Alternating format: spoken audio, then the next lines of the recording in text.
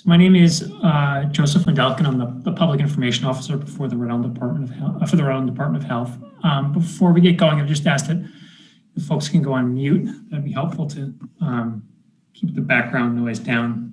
So we have three people here with us today, three of my colleagues from the Department of Health who are going to speak. Dr. Phil Chan is with us. Dr. Chan is one of the medical directors at the Rhode Island Department of Health. He's with our Division of Preparedness, Response, Infectious Disease, and Emergency Medical Services. Tricia Washburn is also with us. Trish is the chief of our Center for Preventive Services. And for about a decade, Trish has overseen our Office of Immunization at RIDO, which, as a lot of people know, is one of the most successful state-level immunization programs in the country. And then also Alicia Mahalakas is here. Alicia is the chief of our Center for Emergency Preparedness and Response. Alicia helped steer actually our H1N1 mass vaccination effort about 10 years ago. So she has a lot of experience, not Alicia's first rodeo by any means. And she's been a part of every emergency response effort at the Department of Health really since then. Tricia and Alicia are the co-leads of our COVID-19 mass vaccination work group. So today, Dr. Chan is going to talk a little bit about the COVID-19 vaccine timeline, the process, and some of the specifics of the vaccines. Tricia is going to talk a bit about the safety measures that are in place, and then Alicia is going to discuss some of the logistics of the vaccination effort in Rhode Island. Of course, with the caveat that a lot of our plans in Rhode Island can't be locked in until certain steps are taken at the federal level, which Tricia and Alicia and Dr. Chan will talk about. And then, of course, when we're done, we'll take some questions. So I am going to screen share some slides.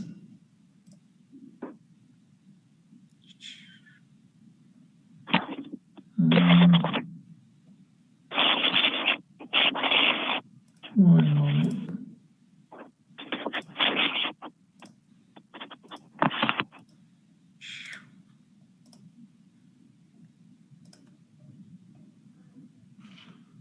There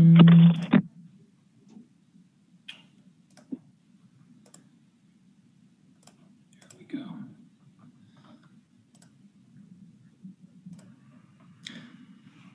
So if folks can see that,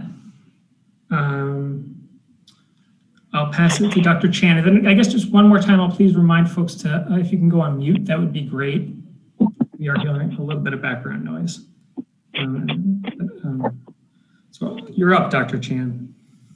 Great, thank you. Good afternoon, everyone. Thrilled to be here. As Joseph mentioned, I'm one of the infectious diseases physicians here at the Department of Health. I'm really excited to be here today to talk about vaccines. And this is obviously something we've been waiting for a while. And to me, it's really the beginning of the end of the pandemic. And so I still think we have a little bit of ways to go, but this is a significant step towards ending the pandemic. I think we've all been really incredibly reassured about how effective the vaccines are. I mean, to be honest, they've really exceeded our expectations. The Moderna vaccine was found to be 94.5% effective, and the Pfizer vaccine 95% effective. So this is obviously very welcome news. I want to start off just by emphasizing that the Department of Health has been preparing for this for months. And I really do want to acknowledge, and I know Joseph already did this, but Tricia Washburn and Alicia Mahalakas have really been working tirelessly on this for months, preparing specifically for this moment. So this isn't something we threw together last week or even the last couple weeks. There's been a lot of people working on this, led by Tricia and Alicia. So just want to acknowledge them. There's still a lot of unknowns, and there's going to be some knowns and some known and yet unknown challenges. So we are going to require some flexibility from people, but we really do feel confident we're going to get this vaccine out in an efficient and timely manner. And Tricia and Alicia are going to talk a little bit more about this. So let's talk for a minute about just a couple overview of how we at the Department of Health are approaching this. I think one thing, really the first point to emphasize, is that safety is paramount to us. And so it's incredibly important to be transparent about this. We're trying to be transparent. We obviously want to deliver a safe and effective vaccine. Safety standards, I just want to emphasize this, safety standards will not be compromised at all, even for this vaccine. And I know there's been a lot of concern about how people have reacted to this vaccine. and I think that some of those are reasonable, and we'll talk a little bit more about that. But I just want to reassure all Rhode Islanders that vaccine safety standards will not be compromised. We also want to really distribute and implement this vaccine to minimize morbidity. And so really our goal is we want to get this vaccine to people who need it at most, who are most at risk. We want to minimize deaths. We want to minimize hospitalizations. As all of you know, our healthcare system is incredibly overwhelmed. We want this vaccine to really work towards the pandemic as soon as possible. We want to work on efficient distribution. So during a pandemic, we need to get this vaccine out in an efficient, expeditious, and equitable way. We will talk in a little bit in a moment about our vaccine task force, which is assessing and working with us on this.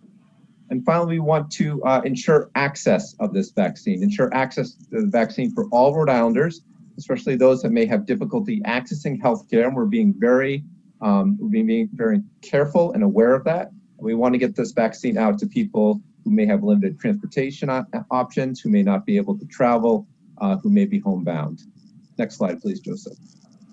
So just wanted to present a quick timeline of where we are to make sure we're on the same page. So there's been a lot that's happened in the last month here, last couple of weeks.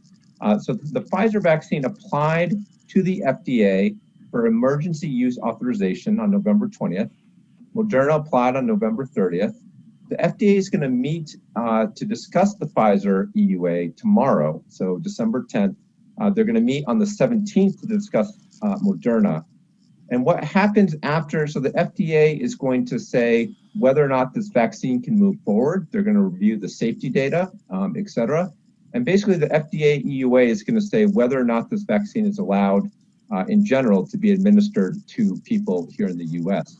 The second equally important step, and I just want to highlight this, is the Advisory Committee on Immunization Practices, the ACIP, is going to meet within 24 hours of the EUA to discuss how this vaccine is going to work. And that's a key thing. So the FDA will say whether or not it can just move forward. The ACIP will discuss how it can be used and will provide guidance on best practices. So that's a key point. And within 24 hours of the ACIP meeting, we here in Rhode Island are going to convene our COVID-19 vaccine subcommittee emergency meeting. And that meeting is going to discuss the findings of the ACIP. And it's really serving as a safety check. And for us here in the Rhode Island, comprised of experts, to really tell if the vaccine is safe to move forward here in Rhode Island for Rhode Islanders. And this is really, I just want to reassure people that this is a multi-level process. We're really dedicated, again, to the point on the previous slide, that we want to really vet this vaccine. We want to vet it internally within our state, and we're going to do so and make sure that it's really safe for all Rhode Islanders. Next slide, please. So this sort of summarizes just the difference, but I just want to be clear because a lot of this can be confusing, certainly some of these processes. So again, just to really emphasize that the FDA emergency use authorization is going to allow the FDA to determine if products such as vaccines can be used in emergency. It's not an official approval. I just want to throw that out there as well. It's meant to be used in emergency use situations. And of course, the pandemic is an emergency. It's granted on a case-by-case basis. And again, it determines whether or not the vaccine can or cannot be used here in the United States. It's really then the ACIP that determines how the vaccines are used and makes their official recommendations to the CDC. And then it's the CDC that really provides guidance to the rest of the country, including us here in Rhode Island, on whom to vaccinate, importantly, whom not to vaccinate, or if there's contraindications, in what order and when. So you have both of these groups, both the FDA as well as the ACIP, who are really reviewing all the information, the data for both Pfizer and Moderna, future vaccines. There's really some good federal safety nets in place to review this data. Next slide, please. So just to summarize where we're going. So we do foresee here in Rhode Island, and Tricia and Alicia will talk a little bit more about this, that we will be receiving both the Pfizer and Moderna vaccine. This slide summarizes where we are with both of those. So Pfizer, 95% effective, Moderna, 94.1% effective, which is very exciting. And I think importantly, these vaccines have already been administered to tens of thousands of people. So it's not like they've been given to 10 people, 100 people, tens of thousands of people. And so there is an emerging body of data, which we're basing these decisions on, both for efficacy, for that 95 effective data point, but also for safety concerns. So obviously, it's still, we have data for months. We don't have years worth of data, but we have months worth of data in tens of thousands of people.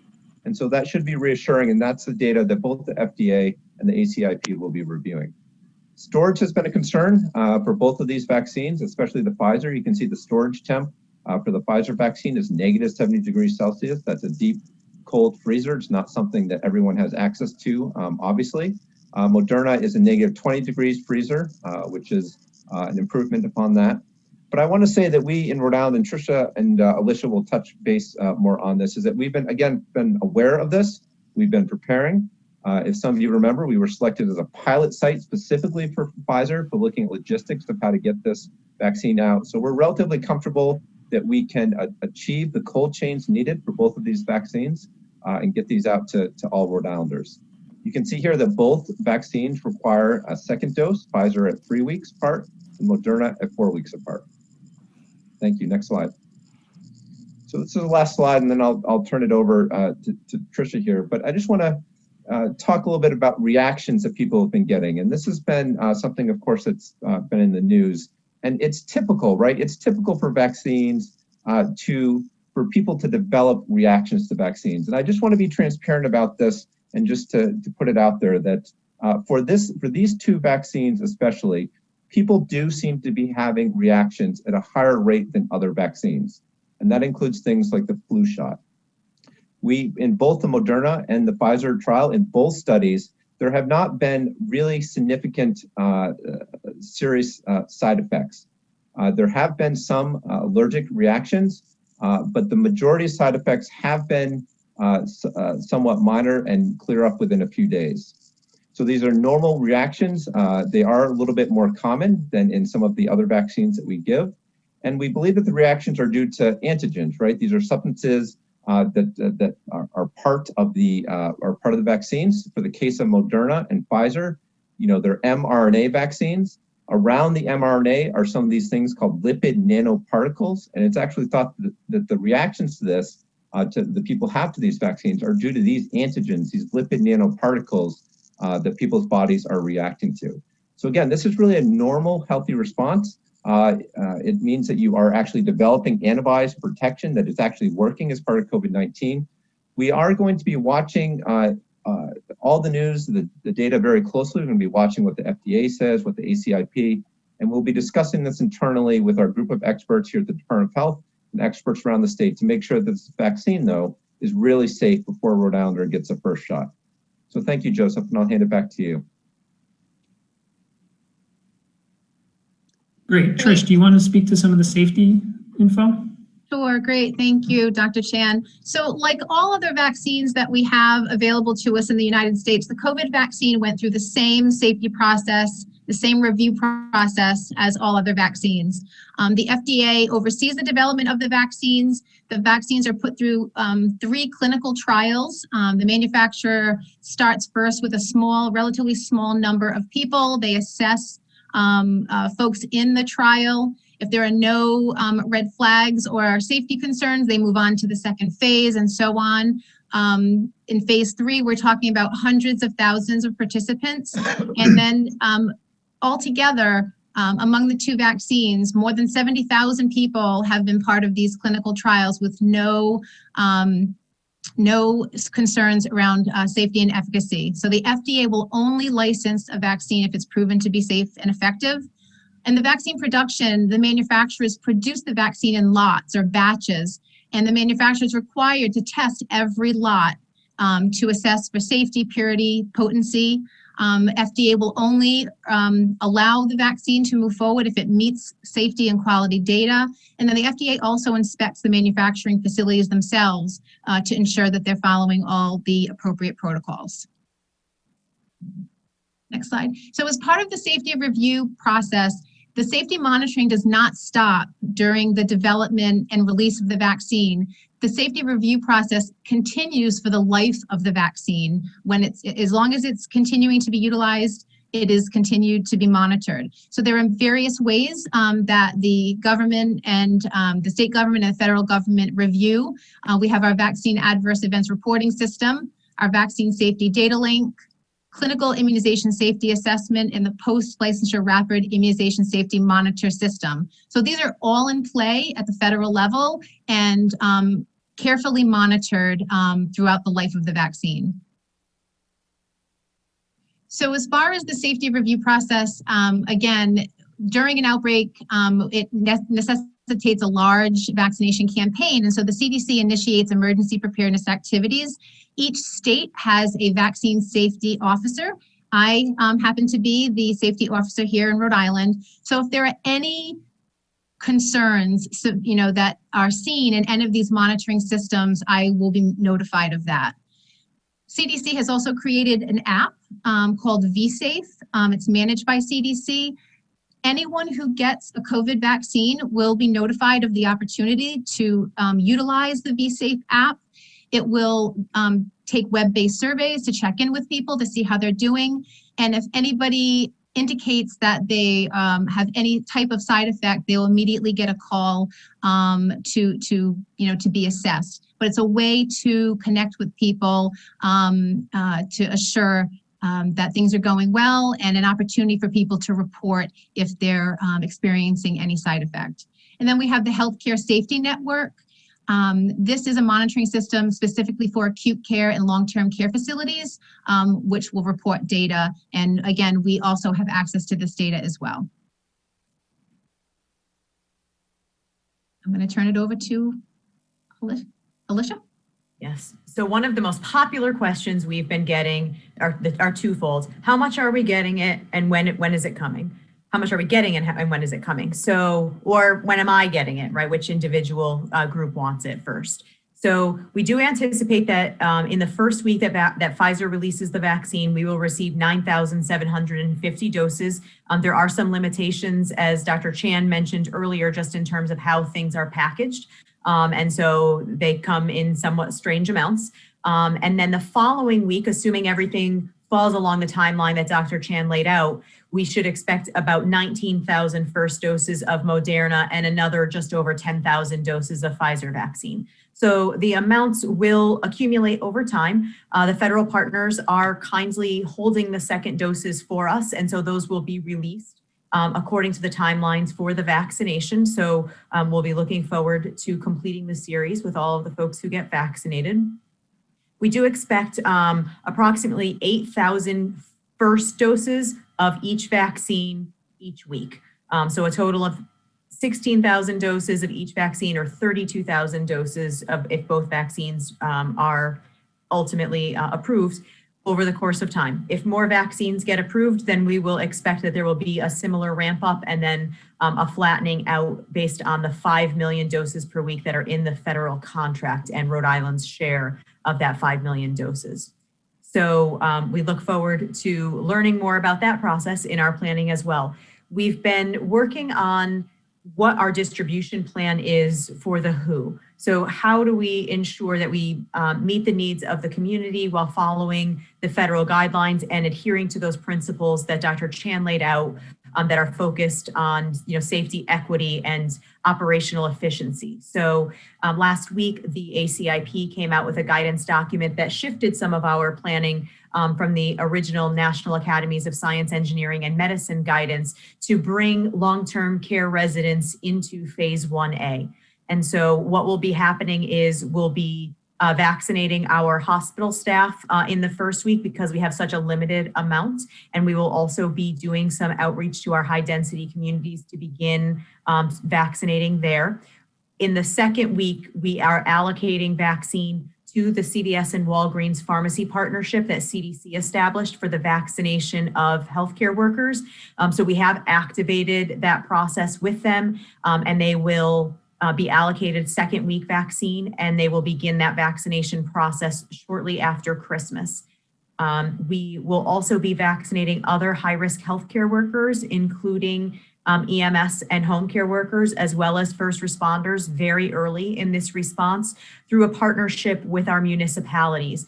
We've dedicated 5 regional points of dispensing, or pods, to stand up and work with the communities around them to support a mass vaccination effort in those municipalities for those high-risk workers. So that's what our immediate plan looks like, and the exact timing of that will be determined based on what the approval dates are and what the shipment dates are for those vaccines. And so we'll be notifying those healthcare workers as those dates fall into place. Phase 1B involves people with significant comorbid conditions. And so we will be working with specialty providers to add them to the mix as well, so that we can ensure that folks who are seeking specialty care have access to the vaccine first. And there is a second phase of the CVS and Walgreens partnership for other congregate settings, which we will be activating so that we are able to vaccinate individuals who live in assisted living communities, elderly housing complexes, behavioral health and developmental disability group homes, and some of the public housing authorities that have buildings that are specifically for individuals who are 65 and older. So that will launch us into that phase 1B. In the current National Academies guidance, phase 2 includes the groups that are here on the screen, including teachers, school staff, and childcare workers, and a number of other critical staff in other high-risk settings. We suspect that this guidance will morph with the next publication by the ACIP about what phase 1B and then phase 2 guidance will look like. So we will be modifying our plans and really solidifying our plans based on what their recommendations are for these groups. One of our greatest successes during H1N1 was actually the vaccination of children that we did. So in partnership with primary care and pediatric physicians, we worked with them to develop a plan so that we had children from 6 months through 5 years of age vaccinated at their pediatricians' offices. And then we vaccinated most other children in schools, following a model that we developed with the Medical Reserve Corps. And so we suspect that we will implement a similar model, or at least we will consider it once guidance becomes available on children. As you likely know, the 2 vaccines that are up for approval right now have only been tested in adults. In late October, Pfizer began testing in children down to age 12, but the data is not available yet. It hasn't been long enough. And Moderna has queued up to begin its process for clinical trials, but as of last week had not yet begun those trials. So we still need data before we can make decisions about young adults and children. And then again, as this process evolves, we'll be continuously looking one phase ahead so that we're building our plans for what our distribution and administration will look like for the groups that follow. So as I mentioned in the first phase, or I should say in phase 1A, our initial vaccinators will be the hospitals. They will be vaccinating their own staff for the most part. And then we will be working with CVS and Walgreens for the staff who work in long-term care facilities, as well as the residents there. The Wellness Company has been a long-standing partner of ours and certainly was a successful partner during the H1N1 response. They do hundreds, I believe, of flu vaccination clinics every year. So they're a very strong partner and part of our targeting strategy so that we have the ability to utilize them to move around the state and be able to set up clinics, big or small, to get vaccination throughout the population as quickly as possible. The other group that's not listed here is the Rhode Island Disaster Medical Assistance Team and Medical Reserve Corps, who we also utilized during H1N1, as I mentioned, for the school-based clinics. So we have them on board to support with vaccinators as well. And then, as I mentioned, we have 5 regional points of dispensing where we'll be hosting EMS, other first responders, home health care agency staff, I should say home health and hospice staff, as well as any other specialty groups that are identified for whom that is the right venue.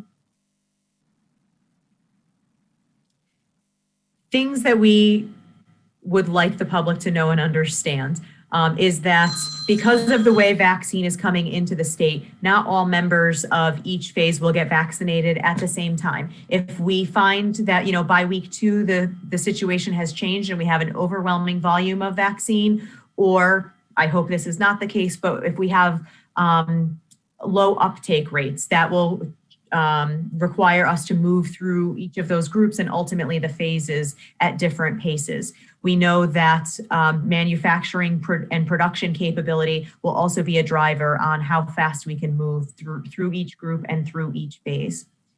The amount of vaccine that we get is subject to change. We had a nail biting contest during H1N1 because each week we were told what vaccine we were allocated, and then the amount that we received never matched that number. So we're hoping, because we've already had that experience, CDC and the other federal partners have built stronger processes into place that when we are assigned actual planning numbers, that they will align with what vaccine is going to be received the following week, because we've been on this harrowing roller coaster before. And so we are building contingencies around those numbers so that we can expand and contract as needed. There is always the possibility that something will go wrong in the shipping process or the production process that will slow the availability of vaccine. And so while we hope to watch it steadily escalate, we know that we need to be prepared for things to move slower than we anticipated. This question has come up about the state administering the vaccine. We are not administering the vaccine. We will be sharing the vaccine and allocating the vaccine to our partners, but it is up to the partners to actually administer the vaccine. So in week 1, we know the hospitals are under a tremendous amount of stress right now due to the very high numbers of inpatients and ED visits. We have 2 pods open, 1 in each of our alternate hospital sites. So we know that they are under tremendous pressure, and that given the expected immune response, they're going to have robust plans in place to rotate their staff to accommodate for that. So we know that they are going to be in charge of vaccinating their staff, and some of them may get through the vaccine in just a few days, and others it may take a little while longer, but we'll be monitoring that and working with them to adjust allocations as appropriate. The places where we will vaccinate folks in the later phases are still being established, but we do expect that eventually vaccine will become available in providers' offices, at community health centers and other community clinics. Certainly in pharmacies, we're having tremendous success with our pharmacy partners this year in terms of supporting our enhanced flu vaccination campaign, and many other sites. It's all evolving. So there may be some novel ideas, that we've considered at this point in time that may get implemented, tested, and work very successfully that we'll want to grow over the course of the phases. And there may be others that we try out that just aren't the right fit for Rhode Island, and we decide to retire them. But we are open to being as creative as possible. And I think, the governor has done a great job of emphasizing the fact that this is going to take months, not weeks. There is not enough vaccine, there are not enough vaccinators, and unfortunately, I think there's not enough trust just yet in the vaccine for everybody to rush out the door to get vaccinated as quickly as those of us in public health would love them to. So we will need to ensure that people are still following the other measures to keep themselves safe, such as keeping a safe distance, wearing their masks, etc. Thank you, Alicia and Dr. Chan and Trish. That was wonderful. So we have some time to take some questions.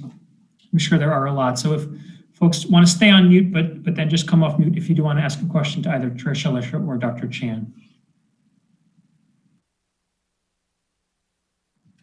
Hi, hopefully you can hear me. This is Sheena with Channel 12. I know you guys covered this a little bit, but I just want to make sure I have a direct and clear answer for our viewers. So what is the exact timeline we can expect the first vaccine to be distributed here in Rhode Island? What's the date we can tell our viewers directly?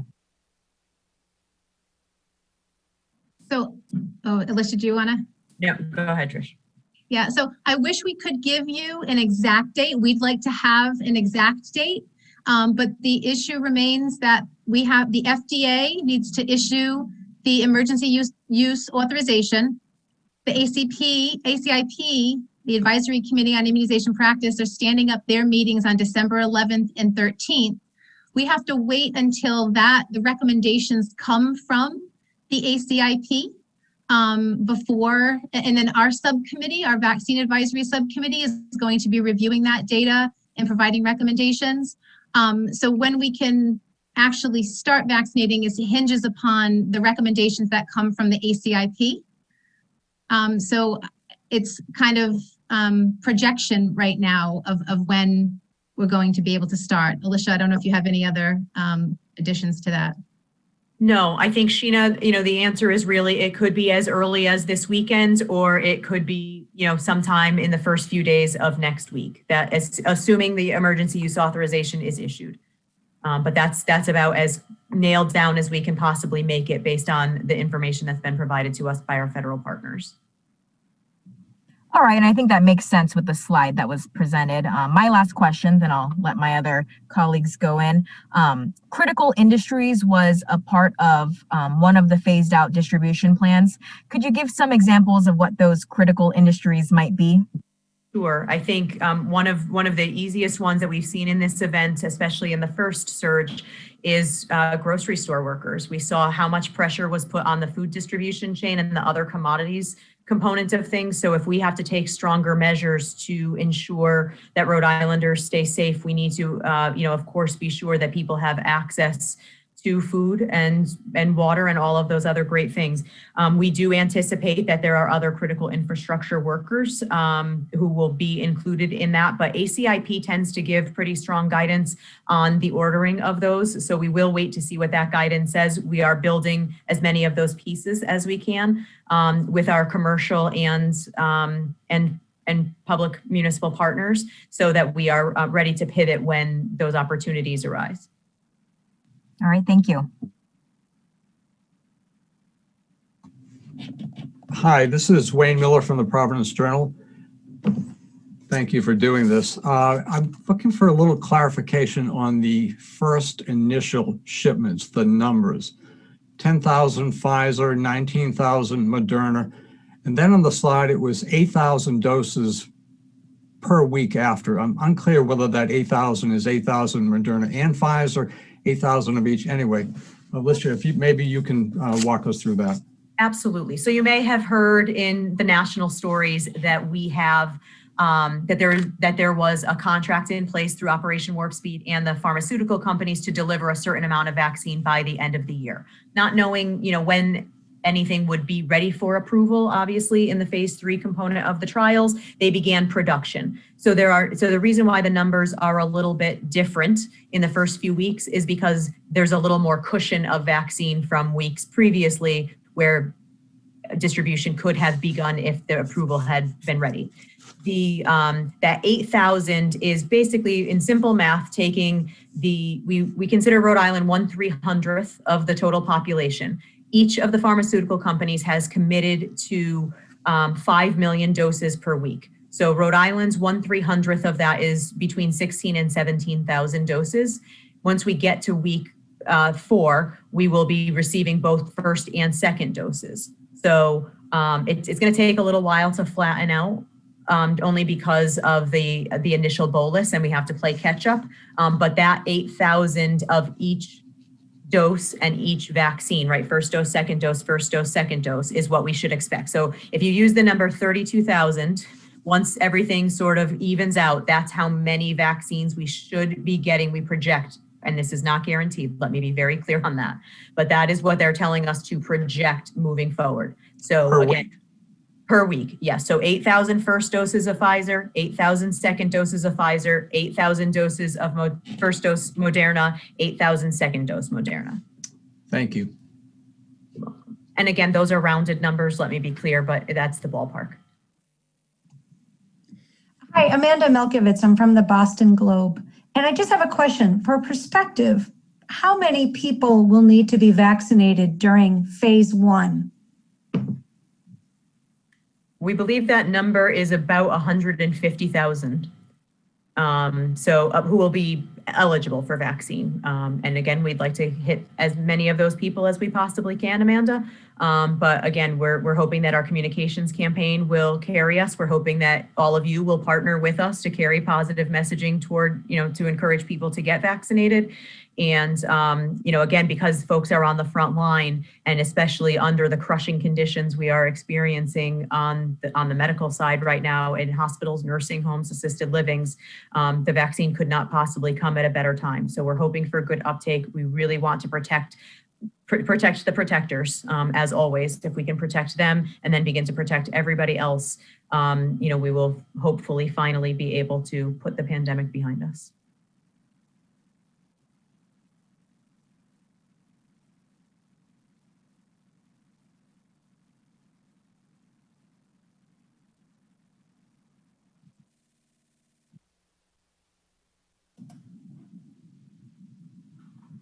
Does anyone else have any other questions?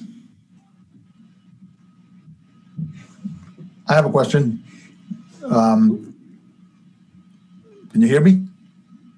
Okay, great. I've been looking at conversations online, people wondering if under the EUA, hospitals can mandate the vaccine on their workers. What the conversations that I've had is some people still know you cannot. So I was wondering if that has been discussed at all. We've discussed that at the state level as to whether or not the state would mandate vaccination for any workers. So for instance, we have a flu vaccine mandate for healthcare workers, and for those who choose or cannot get vaccinated for flu, there's a masking requirement. But because this vaccine is under emergency use authorization, the current thinking is that no, we will not mandate vaccine. We don't have control over what a private entity does, so that we know that there are some conversations that are occurring with individual private entities and their legal departments about making vaccination a condition of employment, and that will be up to the individual entities and their legal counsel about whether that's a risk that they're willing to take on.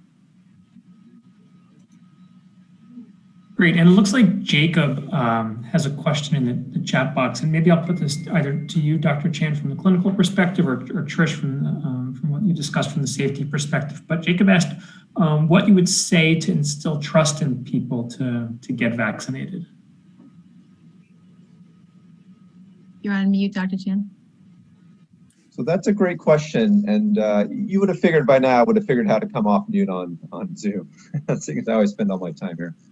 So it's a great question. How do we instill trust? I mean, it's difficult. There's a lot of people that are hesitant to get the vaccine. I think you have to trust science. You got to trust the data. And I'll just speak for myself. I mean, if offered, I would be one of the first people to line up. So I think the benefits of getting this vaccine for all of us. Again, this is really a team effort here. The benefits of getting the vaccine really, in my mind, outweigh the risks. And I think we all want this to be over as soon as possible, obviously. And so I would be the first person to line up if given the chance. And I would say too that this vaccine has gone through all of the same rigorous safety and efficacy reviews that all other vaccines that we have currently in the United States. And so in part to what Dr. Chan said, having confidence in that process and knowing that they have followed the same process as every other vaccine.